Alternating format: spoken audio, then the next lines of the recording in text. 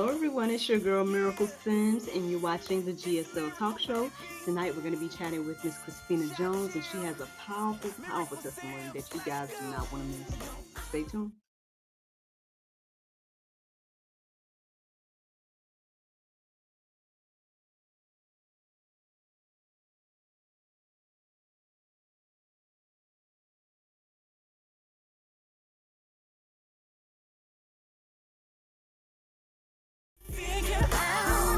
That I'm not the type of girl that goes. Yeah, it's a miracle, baby. You wishing I would have a one night affair. Welcome back to the GSL Talk Show. I'm here with the lovely Miss Kristina Jones. How you doing, lady? I'm good. I'm good. How are you? I'm good. I'm good. Look, we've bonded on being lock sisters and things of that nature. Yes. But yeah, I'm excited to get to know you. Welcome. Welcome to the GSL Talk Show. Thank you. Thank you for having me. Yes, ma'am. Yes, ma'am. So tell us where you are and a little bit about yourself. All right. So currently I am in Chicago, Illinois. I relocated here about 6 years ago. I'm Hmm. originally from Florida, born and raised. Oh, So yeah. nice. Look, from the warm to the cold, right? Yes. Yes. We got to hear the story of look why you migrated to am I using the right word here? No, you're up good. there You're good. up there to the good old Chicago. I don't know much about Chicago and stuff. I just know Marcus Rogers is up there. Do you follow him in his ministry? Mark, yes. Yeah. Yes. Because I think he kind of like was saying he's not with the church. Then he's sharing a lot of things on Facebook, not Facebook, but YouTube. So Hmm. yeah, but I do like his music too. Yeah, yeah. I mean, I don't Yes. know if you're close by and stuff. I mean, look, collaboration. Who knows? You never know. I don't know. Yes, yes. But what led me here was my husband. My Mm, husband, he was born and raised here in Chicago on okay. the south side. Like here, it's a big thing with the south side and the west side. So they say south side with a F. Oh, And the south siders don't want you going on the west side, and the west side doesn't want you going on. But oh and I Lord. and I see it. Like I was literally over there the other night for an open mic event, Hmm. and I think that's the Chirac that people talk about. So, Oh, got because you. Mm, it's wild over there, the wild wild west. So, wow. but my husband and I, we were Facebook friends. We met on Facebook probably about now. It's been about 13 years. Oh, About 13 years ago, we met on Facebook, but it was never something like, me seeing myself in a relationship with him. I just seen him and I honored him as my brother in Christ. mhm. And I want to say in the end of November of 2016, there was a post that I wrote. The single ladies in waiting. I was encouraging the single ladies while I was single. Mhm. I still Mhm. try to encourage them now.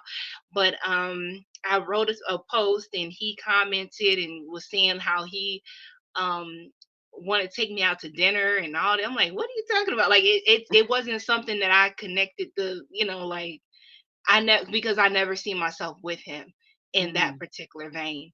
Mhm. And he started sending me poetry in my inbox and saying he wanted to be my Mm. knight in shining armor. And I was like, are Ooh. you pulling my leg? And he told me no. So here we are. I want to say so January 2017, I had a connecting flight to Missouri.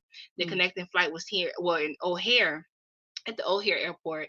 Mhm. And that's where we decided to meet face to face for the first time. And a beautiful experience. So that was January 2017. And then January 2018, we got married. And I've been here Oh. ever since. I told that brother, I said, listen, if I marry you and I have to move to Chicago because I have to be with my husband, then you got to marry me down here in Florida. So, because Mm. all my family couldn't get up there. So, yeah, Yeah. yeah. Oh, that's sweet. I love to hear people's love stories and stuff. Hey, hubby. He See, you out say there in the you're his woman. You ain't gonna be here on social media talking about no single now. Hold on. living room. That's right. And you said he was in the comments talking like that? He was in the comment section talking like that, and I'm like, boy, like what are you talking like? And it was weird because it was like he kind of disappeared from social media for like probably a couple years, and then he resurfaced, and I was wondering like what happened to him, you know.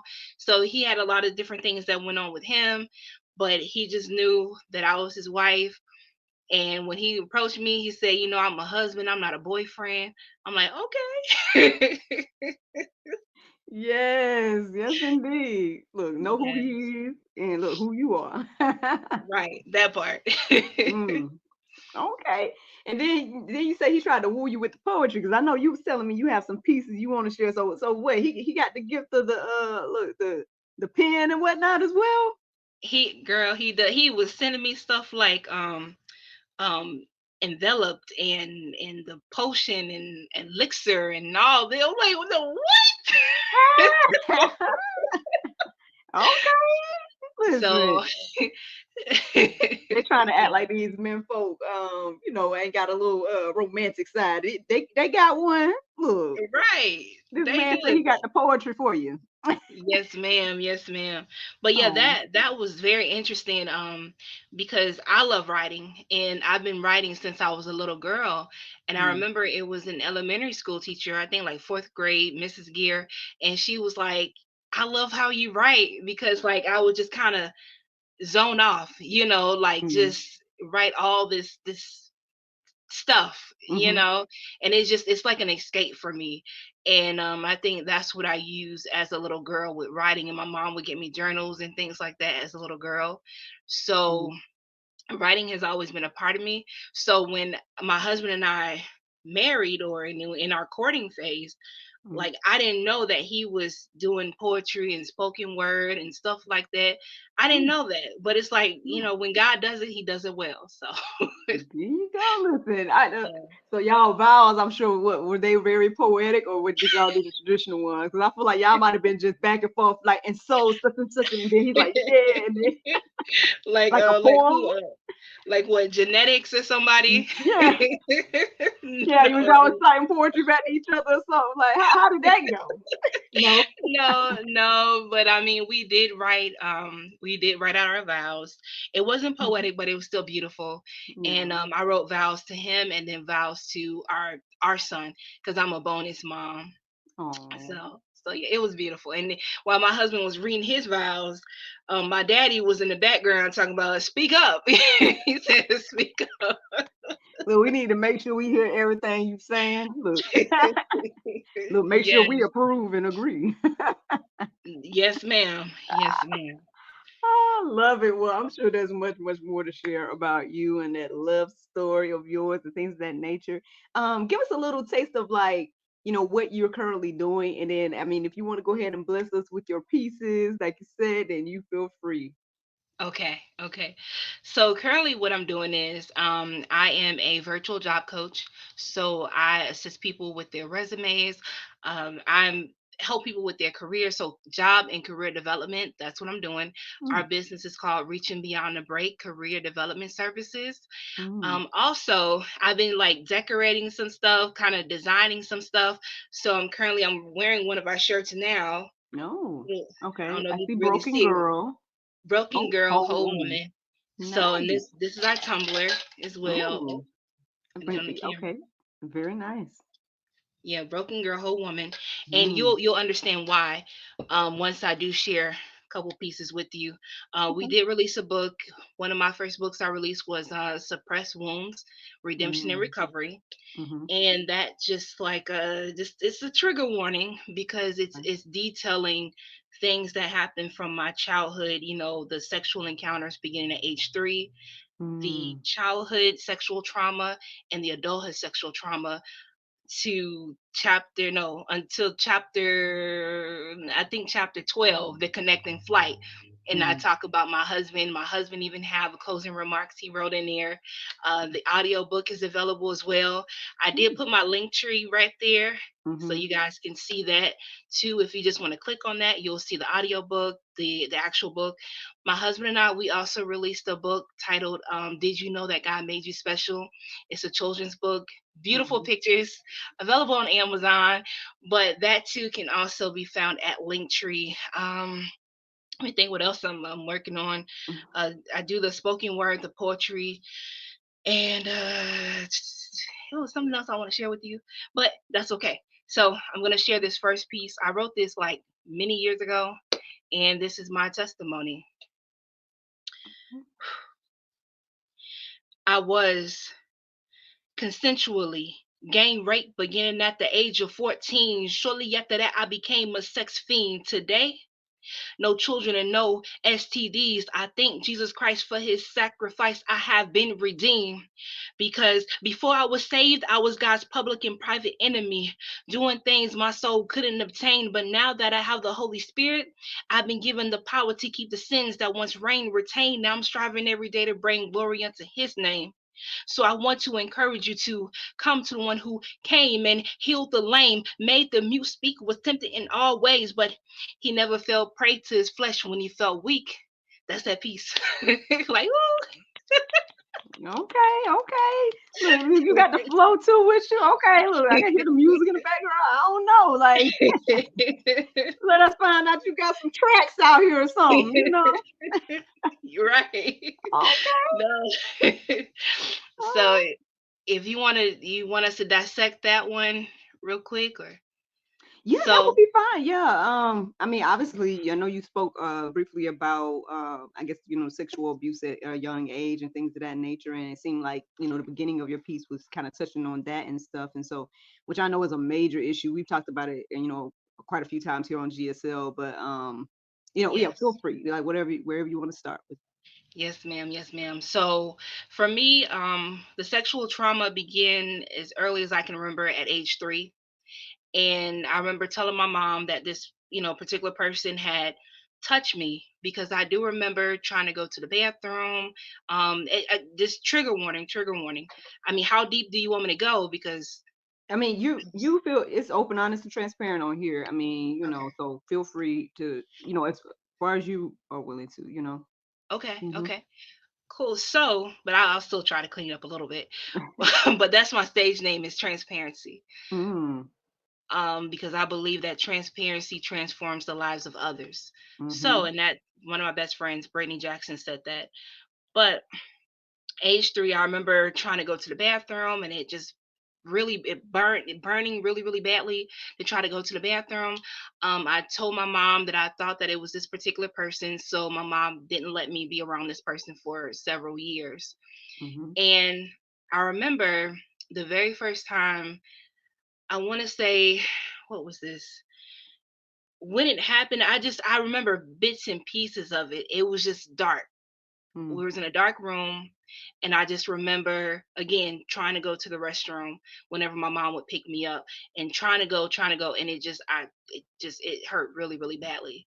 mm, mm, Today, I still don't know exactly what this person did to me, but there are still scars I have in that area. Um mm, I remember my mom taking me to see, I think, like a psychiatrist or something like that. I remember her taking me to be examined. And I just, special shout out to my mama, because my mom, she always believed me. She always mm, believed me. She's always been that person to like, this happened to you, let's figure out, like, let me try to get you the help that you need. Now there are a mhm, lot of things that happened to me that my mom wasn't there for, because I did an interview with Untold Stories, and there are a lot of people who are leaving all these nasty comments saying things like, oh, where was your mom this, your mom that. You don't know my mama. you right, know right, but and truth be told, our parents, they're doing the best that they can with what they've been taught. mhm, And I just, my mama is my superhero. I yeah, just thank God for her. yeah, So I remember going, getting examined by the doctor, these bright lights. um Again, I don't know exactly what the doctor discovered, but I know after that it was, I had like visits with a psychiatrist. She had me writing out all these squares, or trying to distinguish the different shapes and sizes and different things like that. mhm, I think I remember talking with a detective, but again, that's me being 3, so it's only so yeah, much that I remember. Then mhm, another time, it was a guy that my mom knew, woke up. He was right between my legs. I was probably about 4 at this time. mm, And I talk about in my book, Suppressed Wounds, Redemption, and Recovery, about how, it felt good to me. It was a feeling that, like, so then from there, then age 5, it was a female relative. And also at age 5, that's when I was introduced to pornography. And I remember looking at one of your podcasts back on YouTube, Mhm. and one of the guys was talking about it, who was Mm. still a virgin in his 40s. So if he watched this, God bless you. I have a friend, so Mhm. um, I got a best friend. But that's if God put that together. But I just, Mm. Yeah. but I was exposed to pornography at age 5, Mhm. by my older female cousin. My older female cousin had begun to do to me the things that we would see on this video. And at the time, like, I knew that it was wrong, because it wasn't something that I'd be like, hey, let's watch this while my parents are home. So it Mm. wasn't something that I just thought that it was. I knew that it wasn't right. Mhm. My cousin at the time was probably about 13, and again I was about 5. And the things that she did with me, I began to do that with my peers, just trying to show Mm. them. So Mhm. children can molest other children. So Mhm. just be mindful of, who you're allowing your children to be around. Mhm. And I Mhm. was only teaching her what I was only teaching the other girls what I knew, or what I was taught from my cousin. Mhm. Also, at age 5, I started getting high. Mm. Um, and I was getting high from age 5 until age 11. I had an Mm. addiction to, wait for it, air freshener in a can. Oh One wow. day, one particular day, I remember being in the bathroom and just started spraying this aerosol in my mouth. Just Mm. thinking about ways that the enemy was probably just trying to abort the mission. you Mhm. know, Mhm. Mhm. and but let me know if you ever want me to stop, because I don't want to ramble. Oh, I mean, well, I like to let people be free and stuff. I mean, I try my best to okay, kind of come back and respond to the different things because I mean, like, well, okay. one, well, since we did pause here, um, well, one again, I appreciate you being transparent and sharing Oh, you're these welcome. different stages of what's going on because Yes, I ma'am. think you just with what you just shared in your testimony, you just revealed a lot of things that happens unfortunately all the time. Right, With younger people, like again you may not even remember exactly what happened when you were 3, right? But you know the results of what happened. You say you're still living with the results of what happened. And this is what I say all the time. I really wish, especially adults, I really wish adults or people older than other people just leave kids alone. Like don't expose kids to right, that type of thing. Because I mean, I share my testimony on here all the time too, and I know people kind of maybe feel a way about it. But my thing is like, well, one, I know I'm not the only one that experienced stuff. Two, I don't recall my situation being as horrible as some of the other testimonies that people actually have. But it still affected me and the rest of my life as well. Like, it was a right, babysitter that introduced kissing and touching to me, probably right. around the same age, if not, maybe like 4 or something like that. And that's Mhm. the thing, like, and you as a child, you don't really know. Like again, I didn't know it was wrong or something until I got in school and started learning about places and and stuff like that. And Right. then you're like, oh well, that thing that happened all them years ago wasn't supposed to happen, and stuff like that. And so um so I mean, I am curious to know, like, so is there any? I mean, even if without you saying like what happened, I guess we can kind of put two and two together that there was some Mhm. type of penetration or something for you to be in pain, and then for so were there like records? Like, did they actually kind of keep up with like information regarding that time? Like, were you able to kind of go back and see like what happened, or is that something you not want to do, or? To be honest, I think it's just something that, like, it's like a part of me want closure by finding out like more information about it, but then there's a part of me that doesn't, because I forgave this person, Mm, mm-hmm, and this person and I have a really great relationship mm, today. And even my female cousin, she came to me at least 3 different times, and the way that she came to me, let's see, I want to say this was probably age about 16, because you remember I said I love to write. And one of the pieces I wrote at this time was called Encouragement to All Young Women Trying to Find Themselves. mm, And it was that piece. It's just like a letter. It was that piece that she read, and I remember her picking me up from work one day, and we sat in the car, and she told me that she read my piece. And I said, okay, and then I was surprised to see that she would pick me up because she never picked me up from work before. Mm-hmm. And she started talking to me about the things that happened when we were younger. And I think that happened because my mom had approached her at like a family gathering, and they talked about it. My mom, because I eventually, all these years later, I had finally told my mom what happened. And this was me when I Mm-hmm. was about 13. And I Mm-hmm. remember me and my mom going to the pier and me just telling her all these things and the different people who did different things to me. Mm-hmm. And it's like one would say, well, why didn't you say anything sooner? Because part of me, I liked it. Another part of me, I didn't want to get them in trouble. Mm-hmm. None of them before age 14 were saying that they were going to try to kill me or anything like that, Mm-hmm. and even though I knew that it wasn't the, normal or the right thing to do, it was just kind of like that, the mischievous, I can't even say the word, Yeah. mischievous, Mm-hmm. that word, the M Mm-hmm. word. Yeah. And I'm just like, okay. But but no, because there's other pieces too that I thought about going back and seeing if I can get some records about things that happened, but we'll get into that. Okay. But my cousin, her and I sitting in the car, she brought it up. She asked me to forgive her. Like, we're sitting there, we're both crying, boohoo crying, and she's like, I am so sorry.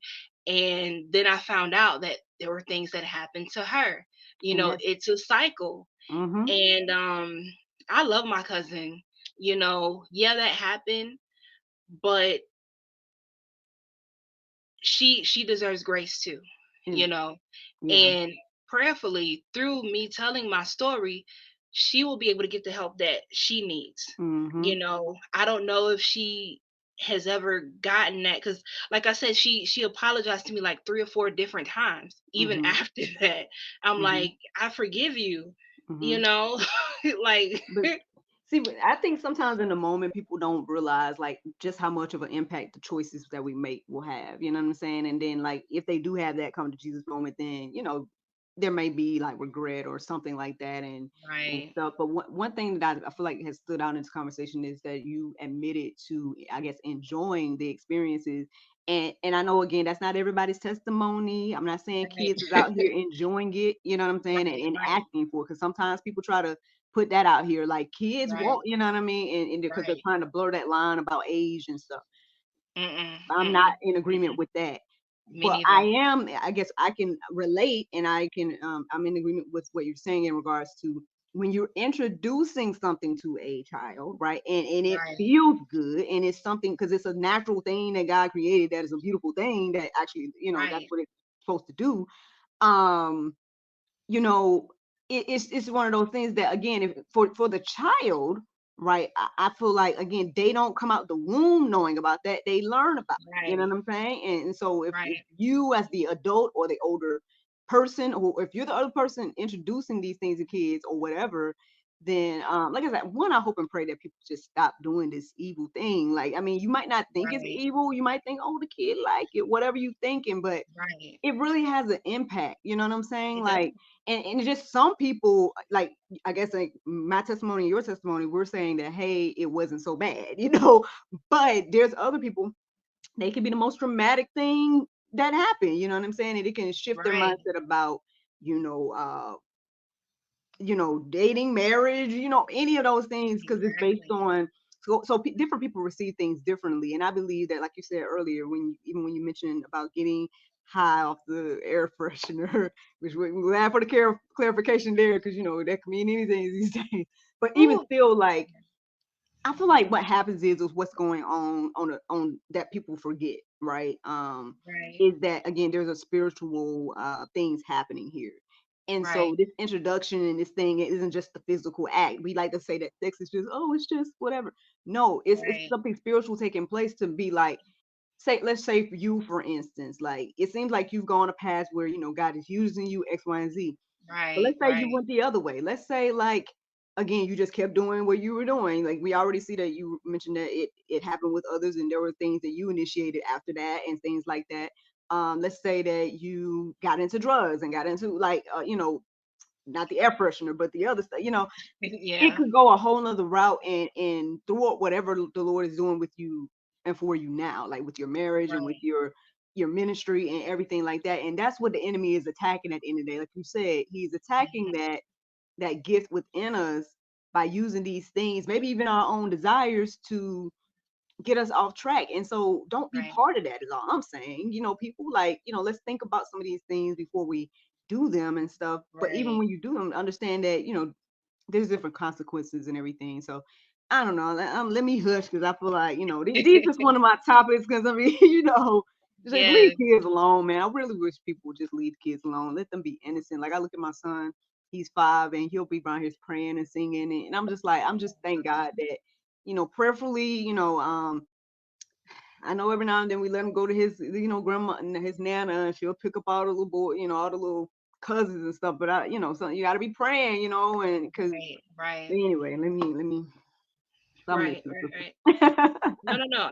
I hear you, and in no way, again, am I encouraging that, because I think what is the pedophilia, you Mhm. know, that was sexual perversion. That Exactly. was sexual perversion that tried to destroy me, Mhm. you know, Mhm. and it entering or getting me engaged at from the age of 3. And then, Mhm. like I said, as I got a little bit older, with girls around my age, doing things with them, and boys around my age doing Mhm. things with them, Mhm. and it's not cute. And I Exactly. think that or I know that God has created the marriage covenant just for that. You know what Mhm. I'm saying? Mhm. Sex is for pleasure, release, and reproduction. But it's Mm. beautiful when it's done in a marital context and covenant. And we Yes. also have to believe too that each time we have sex with somebody, we engage with somebody sexually. Sometimes it could just be emotional connection. We're entering into a covenant with that individual. It's a Mhm. blood covenant. When you have sex, you think about how intercourse is. And Mhm. even if somebody said, oh well, I could just be with a woman, yeah, but you're still entering into a covenant with that individual. Mhm. And it's just people some people just don't see that. They look at like gratification right now. I gotta have it. That's it. That's all, Mhm. without thinking about the consequences. I wrote a piece a while back, titled, I think it was like, the marriage altar, and Mhm. how I said I had to divorce every man that I slept with before I got with my husband. Like, Mm. this is deeper than the surface. Mhm. So but getting hot, let me go back to that. Mm. Age 5, and like I said, I started spraying the aerosol air freshener in my mouth. And who knew, like, that could have been a way of me trying to subconsciously escape what it is Mm. that was happening to me at that Mhm. young age. Mhm. And um yeah, like I said, I was doing that from age 5 until age 11. So that's 6 Mm. years getting high. Nobody knew, Wow. and when I tell you, like, the euphoric feeling, I would be in the bathroom, I would see the doors, cuz the house we grew up in had 2 doors in the bathroom, and here it is, I'm looking at the doors. They're having conversations with each other, and girl, it Yeah. was wild. And I'm Yeah. just like, okay, like, oh, you let her talk to you, like literally doing that. I could have Wow. lost my mind. And then the Yeah. shower curtains would be jumping, jumping, jumping. I felt like I was probably somewhere out of space. I would hear Mm. all these different voices because I was that high. And like I said, Mm. no one noticed what was going on, but they would notice, like, I just bought some air freshener. Like, what air freshener? Here it is. I'm up there spraying it in my mouth. But Wow. God allowed my mom to catch me at age 11. I was cleaning out my stepdad's car and spraying it. I said, let me get the air freshener, and I'm just spray the car, make the car smell good. And I started spraying it in my mouth. Mm. So my Wow. mom came outside, and she got up close to me. She was like, are you eating air freshener? And I'm like, Mm. And at that time, I was foaming out the mouth. And she Mm. got really close to me to smell the air freshener coming out of my mouth. Like, Mm. so, parents, y'all, just be Wow. the enemy is subtle, but he's not stronger than God, That's you it. know. Yeah. And Mm. I could have died doing that. Mhm. So Fast forward, there was family. There was two other family members, which were guys, and then there was a young man from a church bus, and it was one of our neighbors. Our neighbors kept asking my mom if me and my sister could come visit the church with her. We were like, oh, yeah, yeah, yeah. My mom said that's fine. So got on the church bus, went to this church. They were doing some crazy stuff in the church anyway. But on the Mm. church ride back, that's when I was molested on the bus by an older, I don't know if he was a man or just like an older teenager, but that's all I really remember. Mm. Um, age 13 was a pivotal point in my life. Met this guy. He was an in-law of a family member. He was about 19. I was about 13. He lived out of state, and they ended up coming. He and his relative or whatever, they came to visit our relative because at the time this particular relative was stationed out of the country. So whenever they came to the states, that's when everybody be like, okay, where you at? You in Florida? Okay, we're gonna come down to Florida. And this particular weekend, we decided to go to a theme park. And that's when he was making his pass at me. At first, I thought it was like, oh, okay, we just kind of kicking it, cooling or whatever. Age 13, I think I was going through an identity crisis. Um, very tomboyish, playing basketball. I wasn't really sure if I like girls or like boys or anything like that, but I had never pursued a relationship with the girl. But in my mind, I didn't think anything was wrong with that. Here it is, actively in youth group, youth service at church all the time.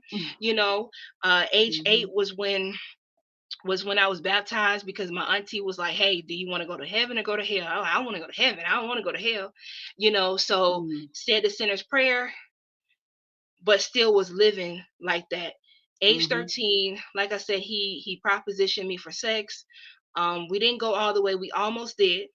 Mm. However, someone, because he had led me to a bathroom, and we heard a knock on the door right before he was getting ready to, Wow. and I think that was God just Lord. like, I'm saving you, girl, you Mm-hmm. know. Mm-hmm. Um, so Ramming nothing dick. had Yeah.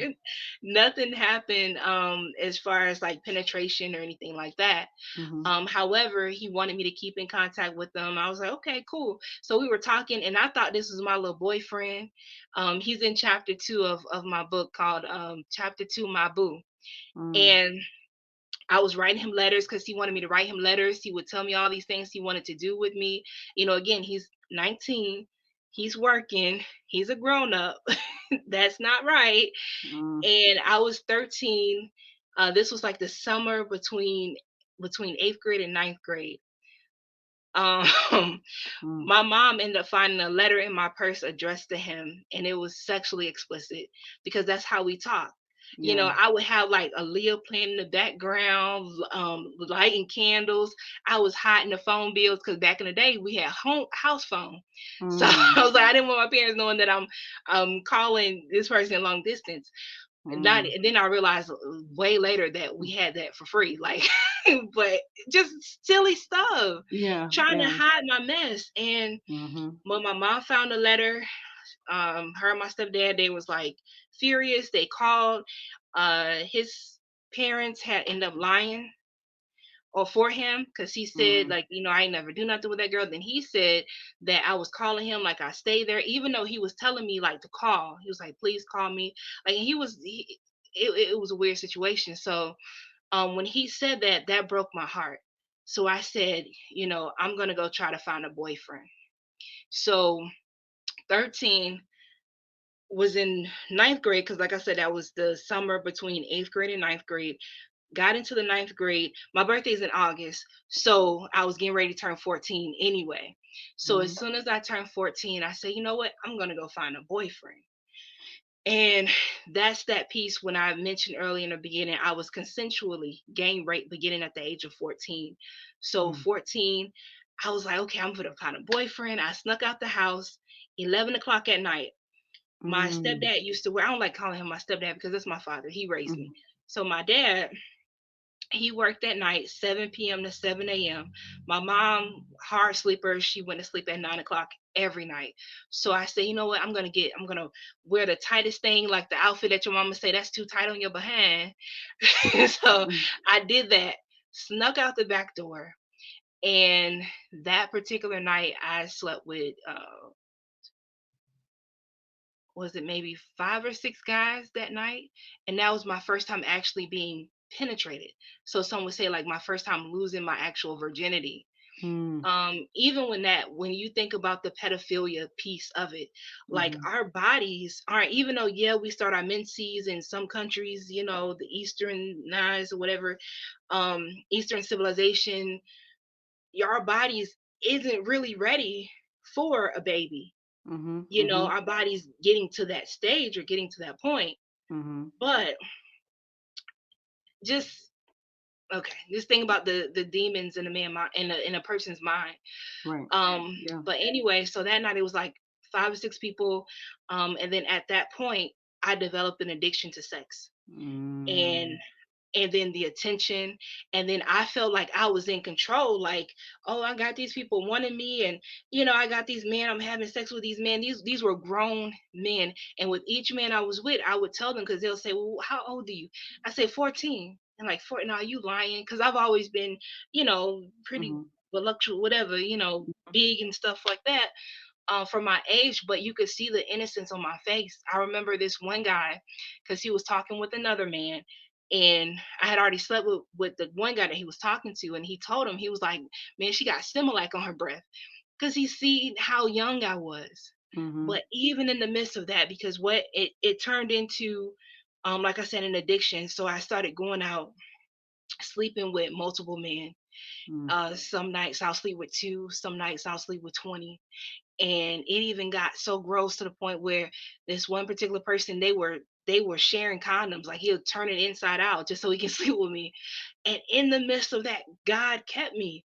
It was in a wow. police chase. And Mm. this particular night there was another young lady in the car with me. And so let me kind of go back a little bit, or I'm sorry, do you have any questions? Look, we watching this movie right here. I don't know what everybody else is doing. Like this is, I mean, all I need is my popcorn. I might need some wine for this one. Probably Okay. so. So let me first go back to, first of all, thank the Lord for keeping you through, I guess, all these things. But first, Yes. starting with the the air freshener situation, because again, we know that I mean, they tell us, the toxicities and stuff is on the can, you know what I'm saying? And Yeah, you yeah. did that for all them years, and you're still here today to tell the testimony. That is a blessing, that is a miracle, and so to God be Yes. the glory for that. Obviously, again, God is using you, so we see why, but that's just saying. So that was already a mind-blowing thing to learn that. And then this thing with the unfortunately seems like pedophilic situations and whatnot. Right. I think my first question in here is like, with that night you slept, sneaked out, like where did you go? Like how did you meet these men? And you're saying like it was all in one same night, like they was there and they was like, I mean, I don't know if you want to tell us more Oh, about that, but I yeah. think maybe hopefully this can maybe open some eyes to hopefully young people as well as adults and stuff too, to well, Right. one, parents, let us be aware of such things, and then young people, Right. Right. here are some, it sounds like some consequences to certain actions and whatnot that we can learn from this. So Oh, feel free. absolutely. Yeah. Absolutely. So so I, like I said, I put on the tightest outfit that I could find. Mm-hmm. Snuck out the back door. I walked to the park. We lived near this park. It was called Child's Park. And probably I want to say what we was on 45th, one, two, just about 3 streets over. Mm-hmm. And I walked to the park because I said, you know what, I'm gonna find me a boyfriend. Just the ignorance. And I Mm-hmm. just wanted somebody to love me, Mm-hmm. um, because I thought this was my boyfriend. I thought this, whatever. So he only did that so that he wouldn't get caught. Yeah. And he told me, we ended up talking probably about not even a year ago. I reached out to him to let him know that I forgave him. And Mm-hmm. sometimes too, you can forgive somebody without telling them that you forgive them, Mm-hmm. because whatever it is that he was still connected to, like, we just got to be careful. And I told my husband what I was going to do, and my husband was like, he well, no, I ended up doing it before consulting my husband, and I should have consulted him first. Mm-hmm. And it almost seemed like this person, like, he admitted to what happened with us. He even said that he thought I was much older than what my, how I looked. Found out that he ended up having an escort business, and girl, it was great, So bunch of he wild stuff. He got said, you. He's he still said, doing his thing, apparently. He's still right, and then living he life or something. right, and we just have to be careful because yeah, some people say we entertaining angels, but we could also be entertaining the dark world too. Hmm. And I felt myself kind of like getting back, kind of drawn into that because he was like, you were gorgeous, and I just wanted to be with you or whatever. At that particular time, he said that his parents told well his dad told him to say that nothing happened between us. He said that he was Mm, terrified to even go back to Florida because of that, because he always thought that he was getting ready to go to prison. I even mm, shared with him the chapter that I wrote, and he was I don't know, I think it was like a turn on or something for him, and he never actually said, I'm sorry. What he said was, I forgive you for telling your stepdad whatever you had to tell your stepdad to um for you to not be in trouble. But then he's like, oh, I always wonder, because he's reading, as he read the chapter, he was like, I always wonder, why girls do certain things they do. And then that's when he was telling me about the escort business. Girl, it was a mess. But anyway, I should mm, have just forgave him and just let it be and let hmm. him be wherever he was. But Yeah. anyway, Well, so I was about to oh, say, can I touch on that for a minute? Because I know we briefly talked about, I mean, earlier we mentioned about, how the marriage bed and sex is for marriage and things of that nature.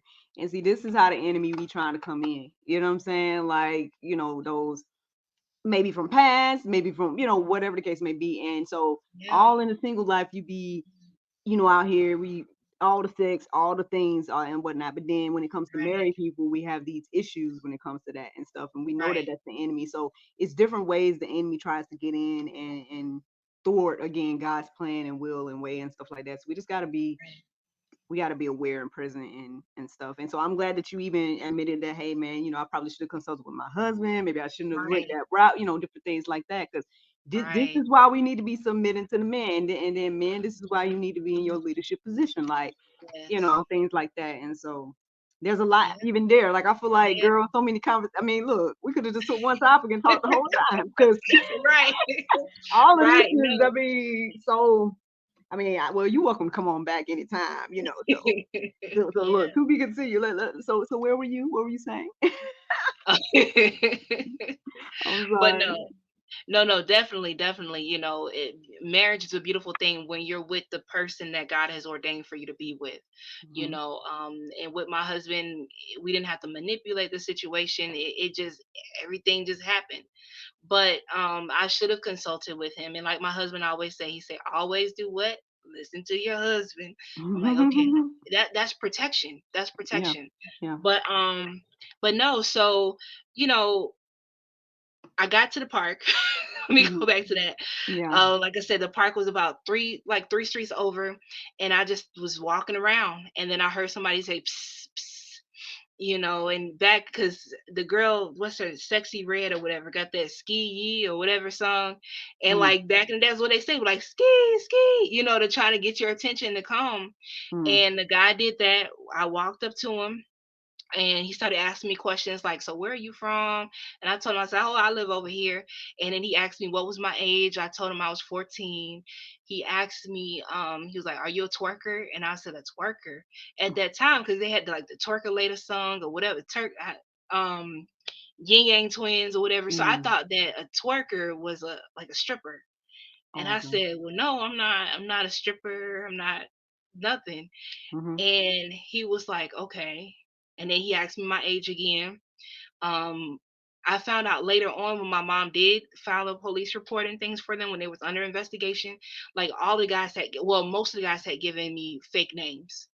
Mm, But I remember him touching, I'm standing there, and then he reached under my skirt and he was like, well, you are a twerker. And I said, okay. Then he said, get in the car, holler at my homeboy. And I said, okay. So mm, got in. It was a two door, well, of course two door, but a Oldsmobile Cutlass. I remember it, tan with a brown cover, whatever. And I got in the car, got in the front seat. It was this guy sitting in the front seat, real big, big black guy. and he asked me the same thing, my name, my age, and he proceeded to touch me, between my legs and stuff like that. Um, and we had sex. And then after he was done, and like I said, that was my very first time. After he was done, the guy that greeted me at the beginning, he got in the car. We got in the back seat, did that with him. Then once I thought I was done, another guy came. So I think they were calling other guys to come or whatever who hung out in this particular area. Mm. And after I was done with him, I started putting my clothes on, like, "Du-du-du-du-du." And as I was getting out of trying to get out of the back seat, there was another guy that came and he pushed me. He pushed me into the car. He was like pushing me back in, and he was like, "Hold on, it's my turn." So was with Wow. him, and then the last two guys, they wanted us to sleep together again, or sleep with each other again. So I ended up doing that again with them. And then while I was on my way going home, this was probably, I didn't have no cell phone, because the cell phones wasn't big back then. Yeah. I didn't even know what time it was. I just knew that it was probably time for me to go home. And as I was walking home, a guy on a bicycle had seen me, a grown man, and he was like, "Where are you going?" I said, "I'm going home." And he was like, "Okay, well, let me make sure you get home safely." And I said, "Okay, cool." You Mm-hmm. know, and as we were getting ready, like, heading towards my house, um, that's when he was like, "Okay, we're gonna go through this alley." Went to the alley, then we end up having sex with him. Ooh. Um, Never seen that guy ever again. Mm. And I remember going back home, going back through the back door, getting me a shower, cleaning myself. There's like blood and stuff. But like, I felt like, well, if this is what it means for me to have a boyfriend, then so be it. Wow. And I didn't think anything of it. And that Mm. happened for like several months. I never slept. Just 11 o'clock hit, I'm out.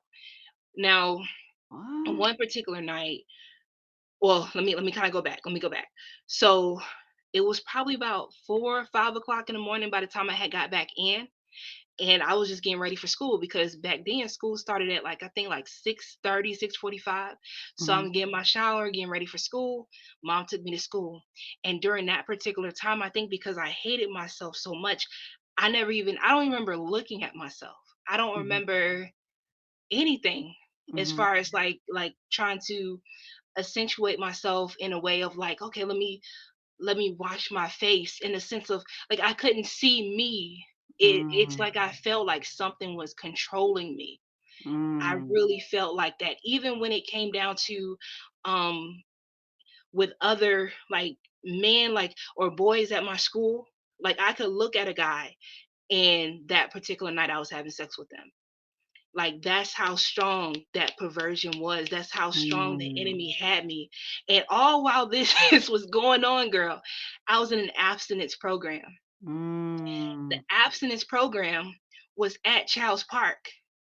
So here it is, I'm in the abstinence program, and I was excelling well. Just seeing like I was living a double life, a Mm. hypocritical life. I was a youth usher, like I said, participating in youth group. I did all that stuff. Nobody knew what I was doing. And Mm. when I would go to the sessions, the abstinence sessions over at Child's Park, the guys that I would have sex with that night, they would come and like knock on the window. They'll try to meet me in the bathroom. They would signal me and say, "Hey, you coming back tonight?" That's how the enemy was trying to use me.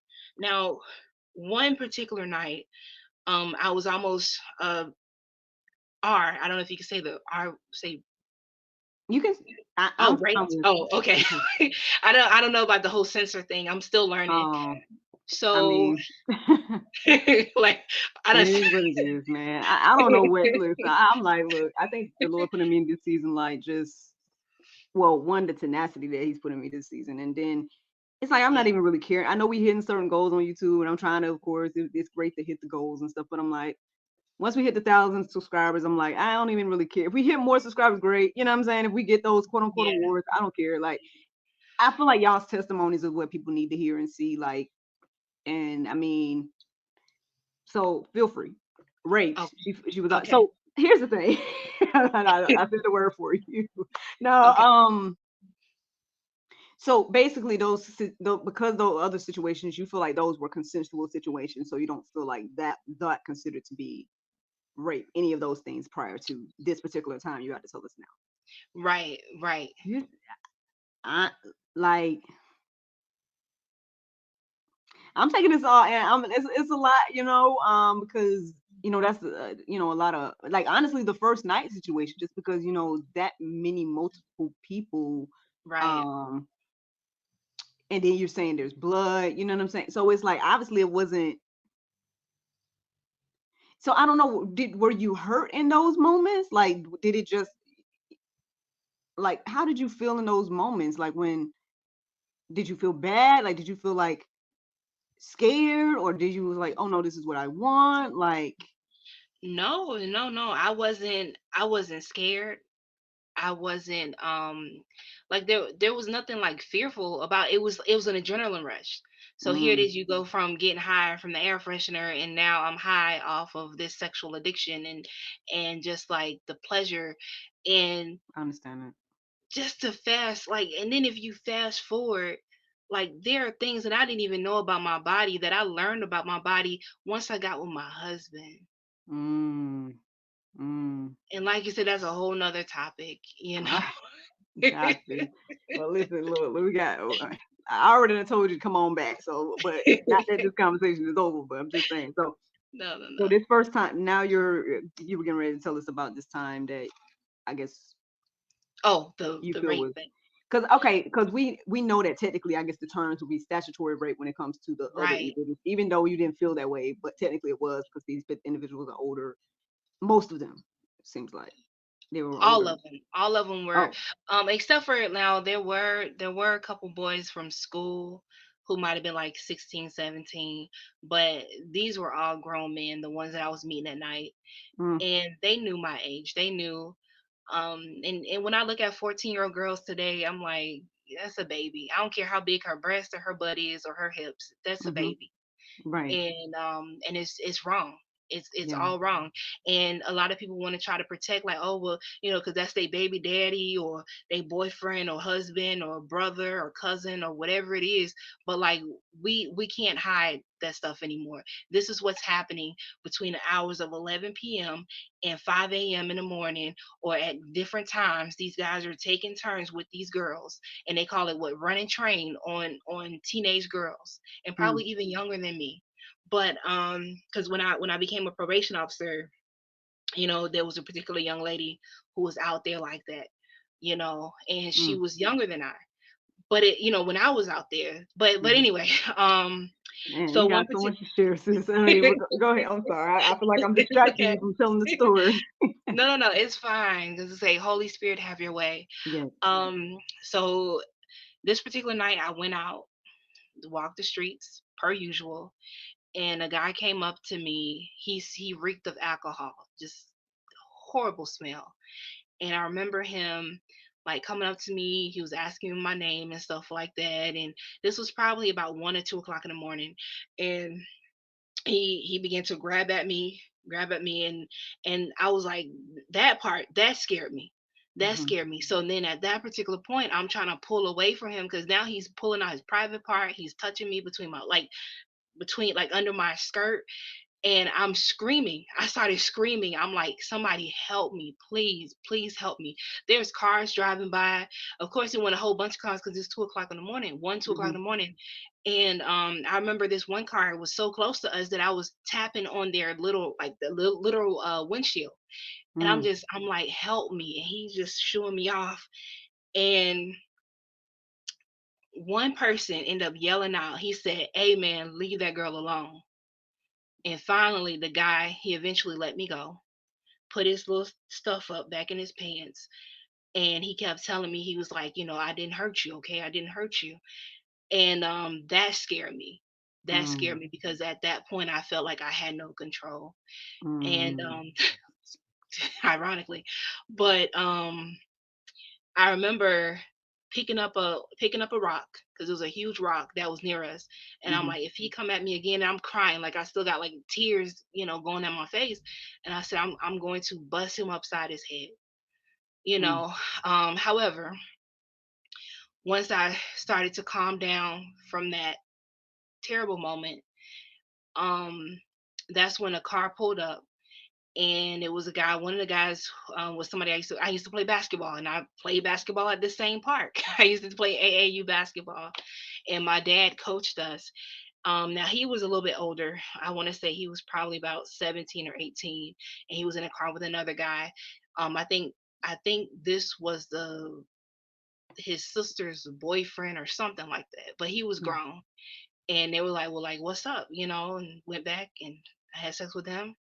And they was able to take me back home afterwards. And that particular night I said, you know what, I'm not going back out in those streets because that scared me. And I said, I can't do this anymore. um I tried to stop on my own. However, I want to say probably like a couple of weeks later, maybe about 2 weeks later, I'm laying down in the bed and I hear a knock at the window. And I'm like, who the heck knocking on my window? I Mm-mm. look out the window, and it's the very first guys that I was having sex with. And I don't even know to this day, just like with the other incident, I don't even know how they found out exactly which window to knock on. I'm pretty sure they kind of guessed where I lived at, but how did they know which window? Because I had never brought anybody into my parents' house. Yeah, I Mm. was out there doing some crazy stuff, but I said, nah, I ain't stupid enough to bring them inside. Mm-hmm. Um, they asked me to open the window, and I'm like, I try to pretend like I didn't see them, but they see me like open the blind and stuff like that. And they like open the window, and but eventually I gave in. They removed the actual screen, and they began to come in, and I started having sex with the men like that. These were big time drug dealers, you know, big time drug dealers. Some of them were drug users. Um, anything could have happened. I, I just got a couple questions here. Okay. Yes. Wait. Okay, so my first question was, like in all of these situations, were there like money exchange? Like, were you so you just was out there on your own guard, nobody in just okay. And then this situation at the house, like it was all five guys? It was more than that. It was more than Knocked that at your because window? yes, there were, because when I remember when I opened up the blind, there was probably about 15 guys standing. Because when I told you before, like the group, it grew from like 2 guys a night, then sometimes 20 guys a night. Because that particular house that I would go to, like where I said the Oldsmobile Cutlass or whatever would sit at, because I was having sex with the guys in there. But then the group, that's spaces in my story. The group grew so large that I started having sex with them in the garage bathroom. So the guys would line up, and just one after another, sometimes two at a time. So those guys, I'm sorry, go ahead. No, I think I'm still just shocked. I'm just trying to fathom 20 guys outside the window. I just can't. Yep, Wow. yep. Now They was was it just standing there.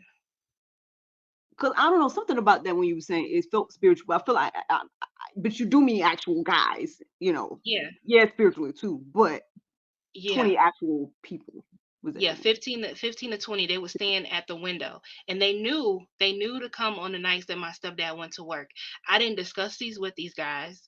Um, so I don't know who told them that my dad was at work. I don't know who told them that that was my particular window.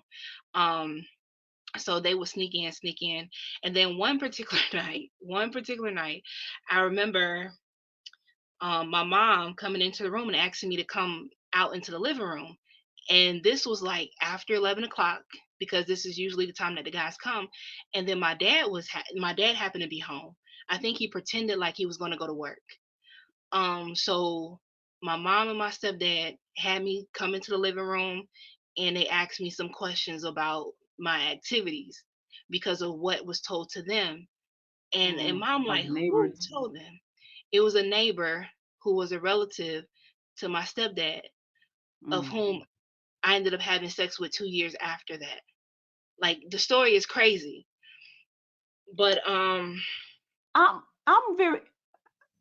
I mean, well, okay, so I know you in your situation you say you kind of put yourself out there, but I'm wondering because I think what's bothering me right now is that I mean I've had a former human trafficking survivor on here, mm, a former conversation with a human trafficking survivor, and okay, she kind of talked about how like families, and I'm not saying anything about your family in particular, but yeah, like some families, they're doing this type of thing to people, like they're taking people in, or they're like mm, interacting with you like your friend or like your family or whatever, and then they're setting stuff up behind the scenes for things to be happening. I mean, but I guess but you're saying in your situation it wasn't anything like that. It was like you kind of put yourself out there, and then now there's these additions on top of the first interaction based on that. So, right. but I'm just wondering if like if somebody was orchestrating something behind the scenes for it to be that many at some point. You know what I mean? Like, That's what it feels like, and I don't know if God will ever reveal that. But mm, for them to knock on my window at that particular time, knowing that my dad wasn't home, and then they would come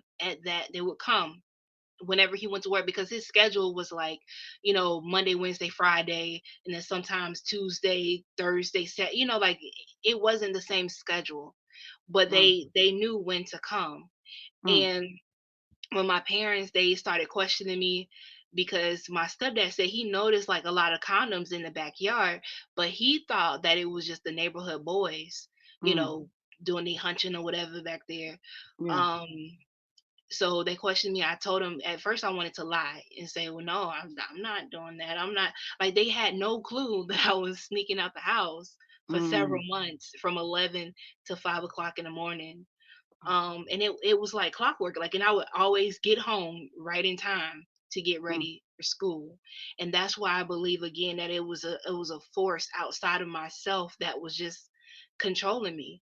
And I mhm, had no remorse. Like I said, I was in the abstinence program. So let's go back to this night. My parents questioned me. I did admit to them. Then I heard a knock on the door. It was the police. The police came in. The police got statements from us. mm, um then they had my parents take me over to the save clinic. This is it's the sexual assault victims examination clinic, which is at okay, the regular like health clinic, but it's like a special victims unit or so. okay, And I remember us walking outside the house, and the guys that usually come, they were walking past the house, and I didn't say anything. I didn't say nothing, because of how they were like looking at me. There's like they was looking at me with like this disgust in their eyes, like what are mm, you doing? Because they seen the police, they seen the parents, they seen, that, because they were literally on their way to come and knock on the door. I'm not gonna not knock on the door, but knock on my window to come in. mhm, And that particular night, they did an examination on me. They said there was so much sperm inside of me. Even though some of them was using condoms, some of them weren't. Like, I was out there, and I wasn't collecting money because I didn't want to be like, oh, I'm a prostitute. I didn't, what I'm saying. I'm like, wasn't thinking about but that. here they you straight up hoeing, like, you know, like whoring around, giving your body to these men who they don't love you. And that's the message to the young girls. Like, you're Mhm, thinking that these guys love you, they giving you gifts or whatever. They may not be doing this, they may have sex with you. They like you're disposable. You gotta know your worth. God mhm, loves you beyond your past, beyond whatever. Surrender your life to Him. Um, mm, so they found all this sperm inside of me. They had me take a that's when I first heard of the morning after pill, or Plan B pill. oh, okay, So, just to make sure, there were things there was something there were two things that I had contracted at that time. mm, I don't have anything today though. thank So God. praise God for that. But it Mm, could have been worse. And some people be like, "Oh, you judging, blah blah blah. Judge not, lest ye be judged." I say, "Oh no, let's read that in context, because the same measurement of judgment that I'm placing on you is the same measurement of judgment I'm using for myself." And mm, I'm just trying to warn you, because if you try to do some of the things that I did, that might kill you. right, right. That part, like that's one thing I try to tell people too. It's like, well, one, my mom always taught us, learning from other people's mistakes and stuff like that. Like, Right. I'm always trying to encourage somebody to be better than me. Like at the end of the Yeah. day, like again, because like you said, there's some things that my situation might have worked out all right, but that don't mean it's gonna happen that way for you. And so, Exactly. just we're all on our own journeys. But if you can learn from Right. me, right, learn from my mistakes, or vice versa, if I can learn from your mistakes, then there's things we can avoid and stuff like that. So how long did this situation happen with you going out and all of this type of stuff? I guess before the police got involved and stuff. So how long did that happen? How long was that I going want to on? say probably about 6 to 8 months. Okay. It was it seemed short, but it was long enough. It And yeah, yeah. but I'm grateful for my parents, man. Like my mom, she man, Mm, that woman. Just all I can say is that woman. And mhm, my mom had even quit her job. She quit her job, and then she was able to do that because my dad was working. So to just try to really be there for me in the midst of that. I remember her telling me, and this was still me just not caring, want everybody to kiss my butt, and me thinking my crap don't stink or mm, whatever.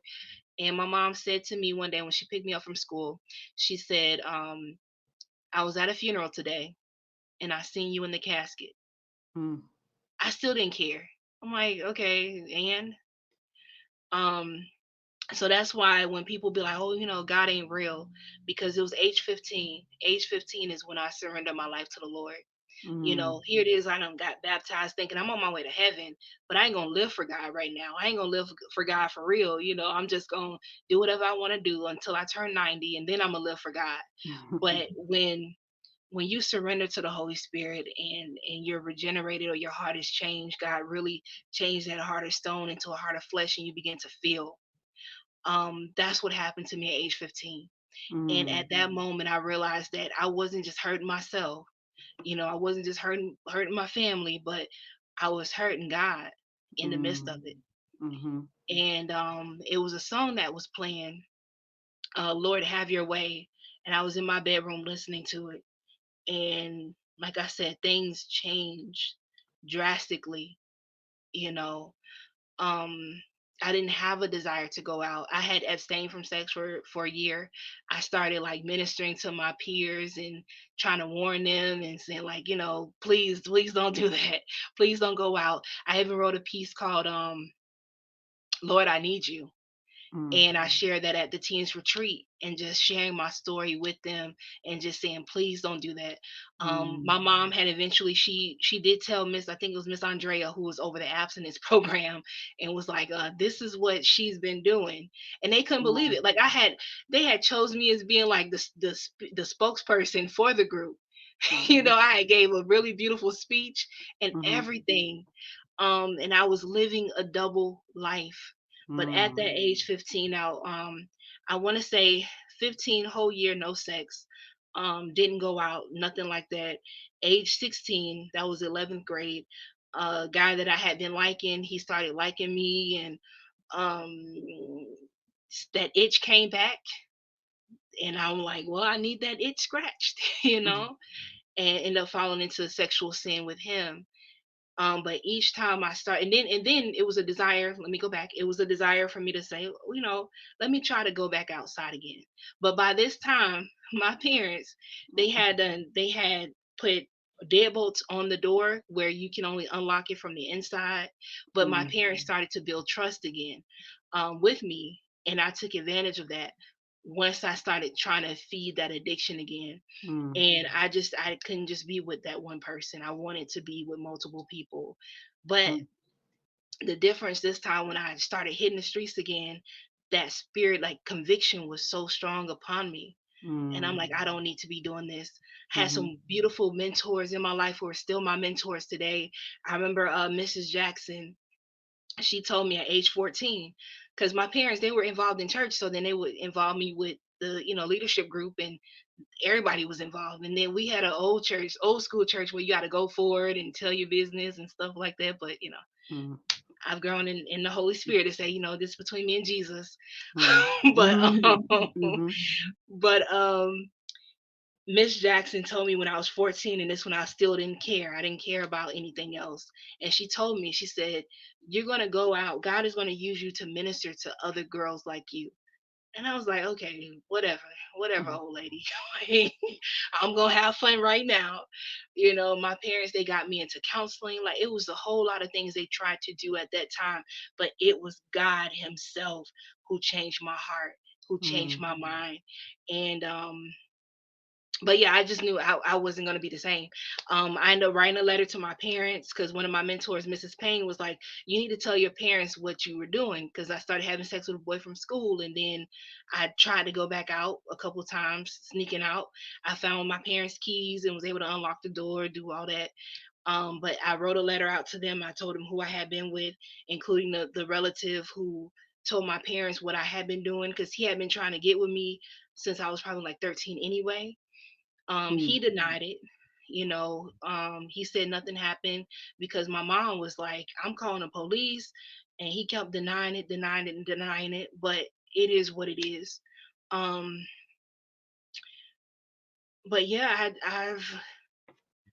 the struggle has been real throughout this journey, but I know who holds my heart. I know who holds my soul. um, I love the Lord with everything in me, and I wouldn't wish this on anybody. I'm grateful for my husband. I'm grateful that, like, he even told me, because it was hard, the courting piece of it, because I'm used to a man that's, being all extra sexual and stuff like that. And I felt like, well, you ain't doing that, trying to do that with me and all this, at that particular time. And I didn't feel worthy unless I was giving my body, but he taught me a different type of love. Did Mhm. we wait until we signed them papers? No. But I still believe, even before we engaged in that, that he was my husband, that God had him just for me. Mhm. And I know people are like, what are you talking? That's hypocritical. Da, da, da. I get that. I see how it sounds. However, he was the first man I felt safe with. He was the first man I gave myself to. Um, Despite what it seems like, what happened with the other people, I feel like a woman with him. And Mhm. I'm just grateful. And it's like when we were courting, because we were courting long distance, and that's what helped keep us from doing doing that for so long. Mhm. Because he in Illinois, I'm in Florida. Like, we, Mhm. and wasn't no phone sex or nothing like that, nothing crazy like that. Okay. But just us talking and praying with each other, and him encouraging me and speaking life into me. And it Mhm. almost felt like God was telling him my secrets. And he even apologized to me. Like, he's like, "I apologize for what any man has ever done to you," and I needed to hear that, you Mhm. know, things that I wished I heard from my own Mhm. fathers. Mhm. But they did the best that they could do also. Um, I'm just, yeah, so this is what I do. I've been in ministry, even though I say like 15 and then I messed up at 16.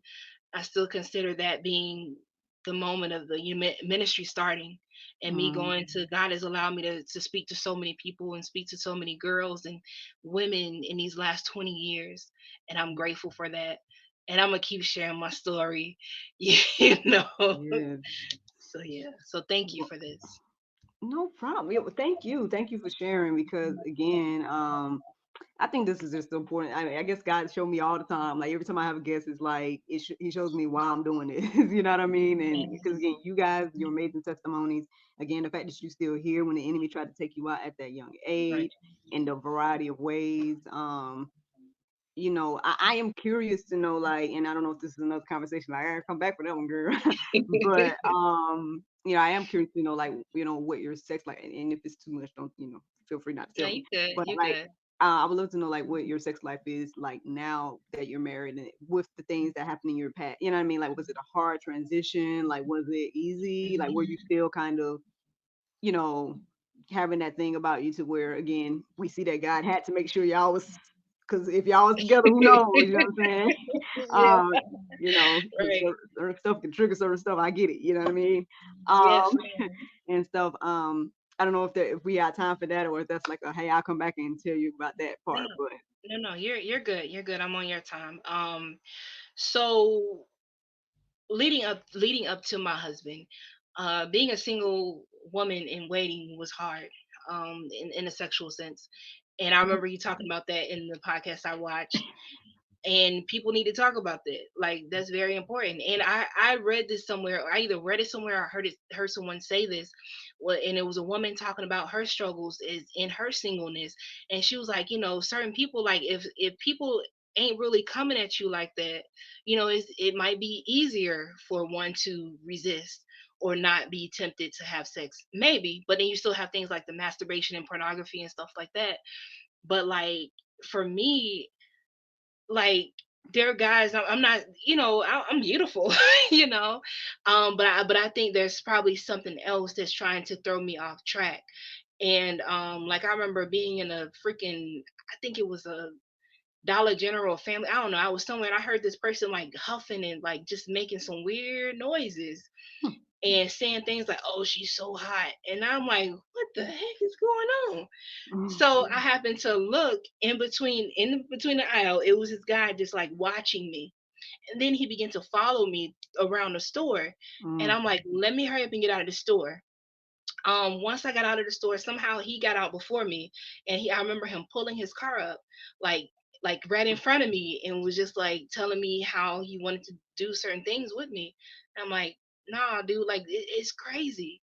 mm-hmm. I even posted this the other day. Someone, it was a guy who was a nympho who told me that he wanted to be my friend so that he can teach me about men and stuff like that. Like, it'd be some wild stuff. Familiar spirits. They trying to come on back. That's what it is. Yeah, that's Trying it. to I tempt you just and stuff. I really feel like if I were to go back, I would turn into a pillar of salt. Like, I don't Mm, want to have a reprobate mind, or get to a point where if I go back out there and then I die in the midst of it. But mm, sex. So singleness was a bit hard for me because I was trying to practice abstinence. There were times I would go a year, 2 years, 3 years. I went 4 years without sex 2 times, mm. and I was so proud of myself. Got into a relationship with this one guy, and I told him from the beginning, like, we are not having sex. Like, I want us to do this once we get married. And he was like, okay, we can get married. And he believed that I was supposed to be his wife. But ladies, God will reveal to you too. There'll be some type of assurance, a confirmation in you that you'll know that this is your husband. And God didn't give me that. God didn't allow me to rest in that. But Mm, I just tried to be there for him. It was a friendship, then turned into a relationship.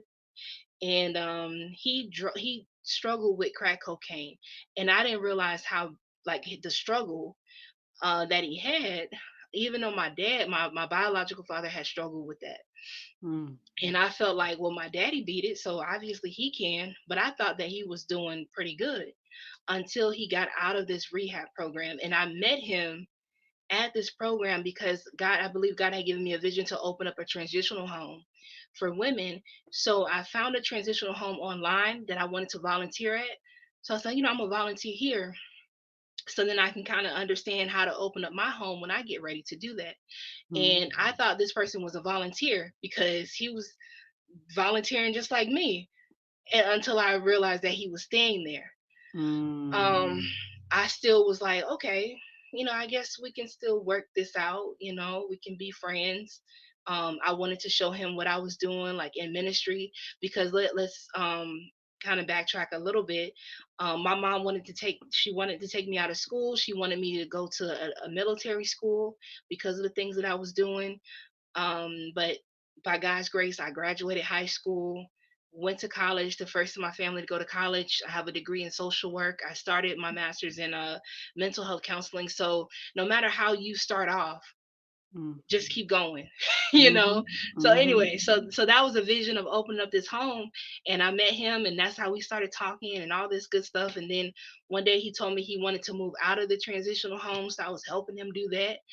Um, And one particular night, he was supposed to come with me to one of my ministry events, but I couldn't get in contact with him.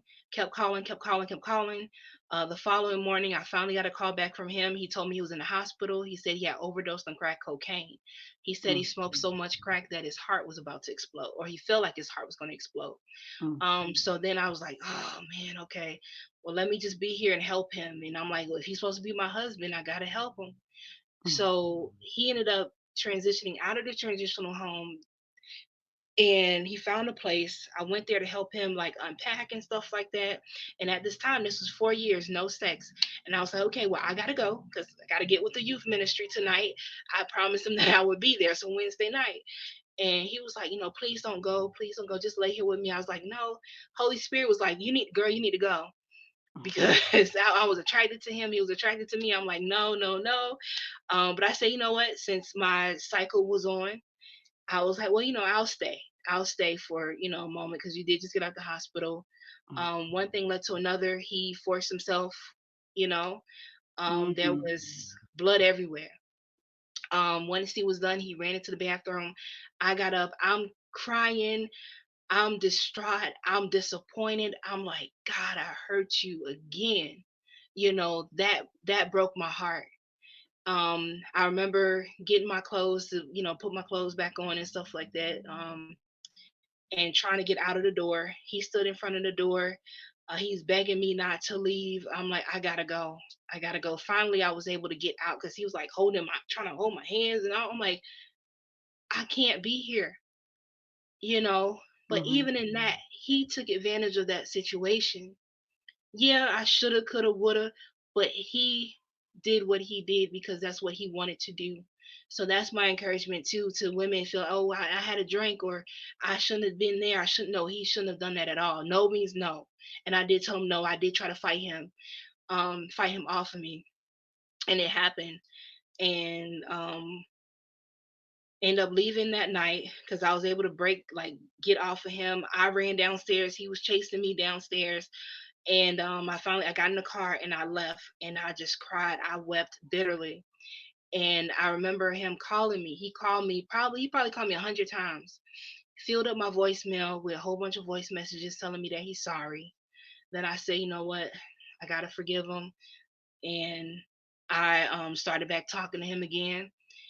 And then that opened back up that gate for me of like, okay. And then I started having sex with him again. He told me that mm, he wouldn't hurt me like that anymore.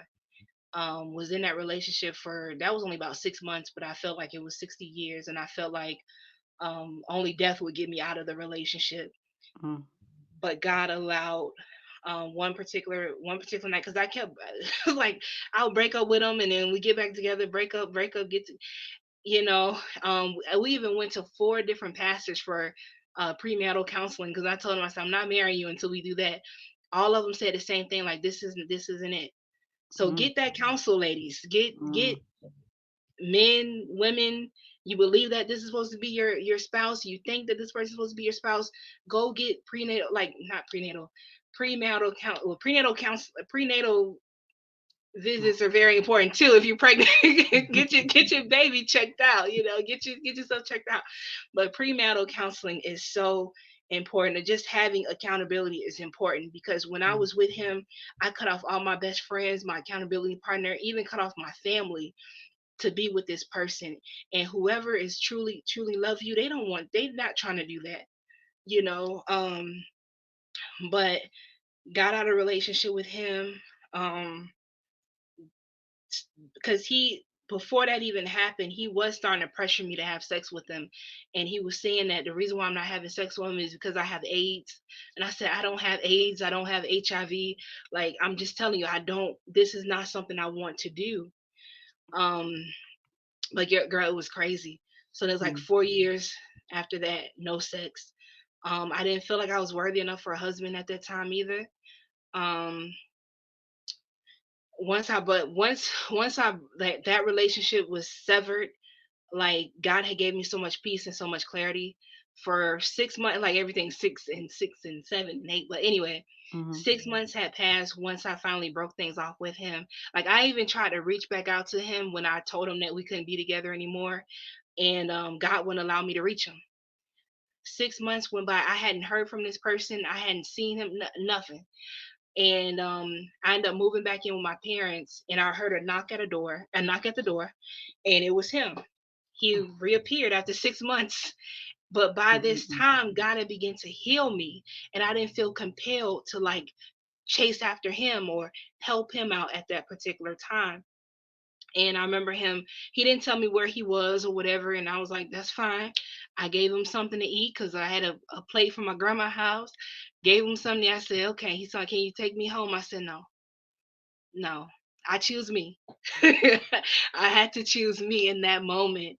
Mm, And he would tell me things because he knew about my past, and he would say things like, oh, I hope you find somebody who love you for you, and just horrible things to try to make me feel bad about myself.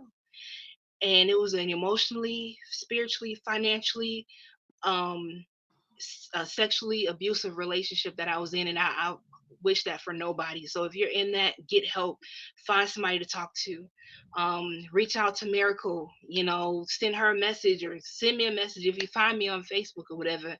But find somebody to talk to. But getting out of that, like I said, 4 years abstained after that. Met this guy, Jamaican server. He was a Jamaican. Got involved with him. Um, at the beginning, like I told him the same, gave him the same spiel, like, nah, we're not having sex, not, nope, nope, nope, not doing that.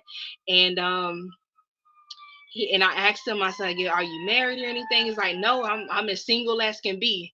That should have been a red flag right there. So got involved with him. But even before that, he sent me a message one time saying, may the Lord bless you coming in and going out. And he was just like, this ain't gonna work. But then I had got so attracted to him and talking to him, and one thing led to another.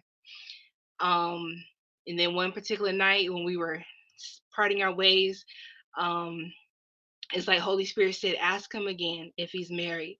And I said, are you married? And he said, yes. He was mm, like, but we've been separated for 12 years. I said, no, bro, you still married. That broke my heart. Went a year after that, and then that's when I met my husband.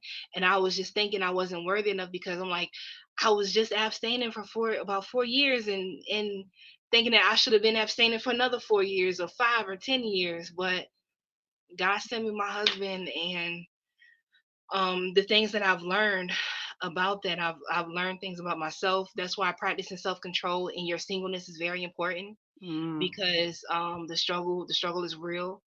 And understanding where that hypersexuality is coming from, the feelings of that. Could it be something in your childhood that you have unresolved issues in your childhood? Could it just be just nature? Like our bodies, we're sexual beings. We're made to reproduce. God said, "Be fruitful and multiply." You can't just mhm. look at each other and voila, there's a baby.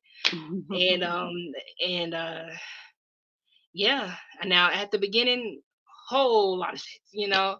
And then my husband had gotten very sick in the last like 4 years.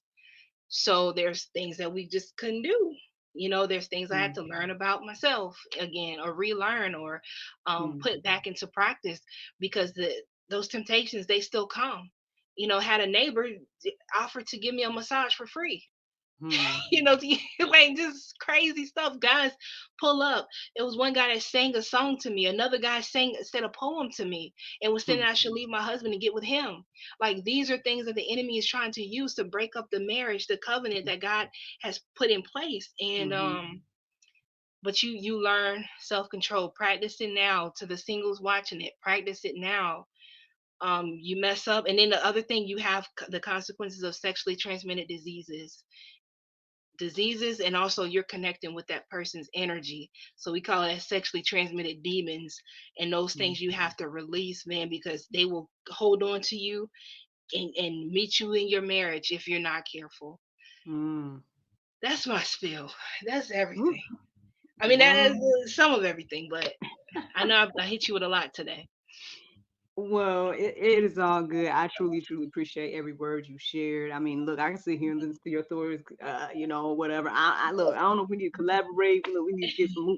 I mean, I don't know. The movies might be a little explicit, but we gotta figure something out. I don't know because, Yeah. um, but regardless, I mean. feel free if there anything else you would like to share, feel free. And also, Okay. let us know where we can find you on social media. And then also just let us know like maybe some things you're working on and what should we be looking out for. Okay. So again, my link tree is right there. You go to that link tree link, you'll see all of my different links of how to get in contact with me. For booking, if you want me to do some poetry, some spoken word, some job coaching, whatever it is, logos. I do work on logos. I design Broken Girl, Whole Woman. Possibly we'll be starting an academy soon for women to come in and just begin to minister to that little girl inside of them. And trying to think what else. Books are available again on Amazon. This is Suppressed Wounds, so you'll see that, and it covers that. I cannot find our Mhm. children's book. I have been tearing our house up looking Mm. for it. I'm currently in Chicago, as I mentioned earlier, but you can definitely reach me through the link tree, Christina Jones on Facebook. Uh, yeah, and then I'll leave y'all with this last piece. All right. Beaten, battered, tattered and bruised, touched by him, then her, then him, pushed down, strapped down, trampled on, spit on by the evil spirits of perversion, told to keep quiet. Shh. Never saying a word, too afraid to let your voice be heard. What will you say? The voices in your head are telling you that no one will believe you. What will you say? Will you speak, scream, or cry? Will people listen or pass you by? Or will this suppressed wound eat away at you until you die with no reply, no I'm sorries, or will you forgive me? This wound has festered way too long. You're not alone, you are strong. Ignore those voices in your head that keep telling you that you're better off dead. Keep living, keep breathing, keep rising, keep shining. Who hurt you will not win. Don't give up or give in. You got this. Today is your day to be strong. Know that what they did to you was wrong. Turn off that sad song and let's listen to "And Happy Feelings" by Maze and Frankie Beverly. Again, you got this. Dry your tears. Brush off the pain, the shame, the guilt, and heavy burdens of soaring secrecy between you and the enemy of your soul. With each step, you're becoming stronger. Those deep wounds are beginning to heal. The scab of healing is taking place not to erase your memory, but to remind you of what you overcame and is overcoming. Tell that little boy or little girl inside of you that it's safe to come out to play because it's a new day, a new, a fresh anointing from the Heavenly Father's hands to your heart. It's time to live, beaten, battered, tattered, and bruised. It's time to surrender from those suppressed wounds. Let's dance in the rain as we escape the pain to regain what was once made lame, leaving those secret childhood games in the dark places from which they came, like the bedroom, closets, backyards, or whatever else y'all were forced to do what y'all did between you two, thinking that you know who would never believe you. No more secrets, no more shame, no more inaccurate diagnosis of you going insane. This is your lane to maintain. Again, you got this. Beaten, battered, tattered, and bruised, and yet you will not lose or become lost in those suppressed wounds. Suppressed wounds become suppressed secrets, which then creates a breeding ground for continual pain. Beaten, battered, tattered, and bruised, and yet you will not lose or become lost in those suppressed wounds. Suppressed wounds. Oh, thank you. Ladies and gentlemen, Christina Jones in the building. That's what I forgot to mention. Redemption and Recovery is the podcast. Um, when suppressed wounds begin to heal, you guys can also find that. You can Google suppressed wounds or at suppressed wounds. Don't have a huge following, and that's fine because it could just be for that one person to reach a million, Hmm. because we need to start talking about those suppressed wounds so that we can heal. There's no Hmm. safety in forced secrecy. Talk to Mm. somebody. Start to heal, because when you hurt and you don't get the help that you need while you're hurting, you become the hurt person that hurt people. So Mm. so please, please, please get help. You're not alone in this. We're all interdependent on each other. Just a quick thing also. Um, the Lord had allowed me to ride them streets. Like, here it is, the same streets I used to walk. I was able to drive through those streets one year, those same areas. because I was having sex with people in abandoned houses and playgrounds and back seats and crazy places. But I remember earlier before the show, I was playing For Your Glory, and that was the song I was playing while I'm just riding around. For Your Glory, I will do anything. This Mm, thing is real. This is real, and God mm, loves you. And God love you too, Miracle. Thank you for having me. I mm, really enjoyed this. Please reach out some more. We can, like I say, collab, or you got mm, anything later for us to talk, because at the beginning and the ending of the day, this is ministry. We mm. gotta help set the captives free because God set us free. Amen. Amen, sister. Oh man, look, Yes. virtual hugs and all that good stuff, man. Like I said, you're welcome back anytime. Wishing I would have a one night affair. Thank you so much for watching the GSL Talk Show, and thank you to Miss Kristina for joining us tonight. I hope that you guys aren't too overwhelmed by her powerful testimony, but I hope that you guys are encouraged and inspired as well. You guys have a great night. Don't forget to like, subscribe, and share. And see you next time.